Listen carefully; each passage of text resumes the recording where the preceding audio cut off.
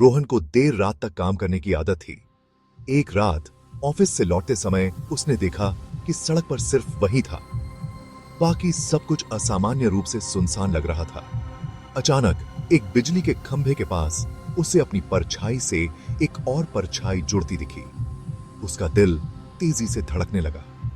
उसने इधर उधर देखा, लेकिन वहां कोई नहीं था। परछाई हिल रही थी, लेकिन वह खुद नहीं हिला था। डरते हुए वह तेजी से घर की ओर बढ़ा।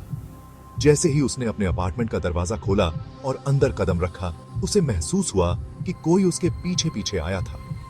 उसने मुड़कर देखा, कोई नहीं था। कमरे में घुसते ही उसने लाइट जलाई और शीशे में देखा, लेकिन शीशे में उसका प्रतिबिंब नहीं था, बल्कि पीछे एक काली आकृति खड़ी थी जो धीरे धीरे उसकी तरफ बढ़ रही थी।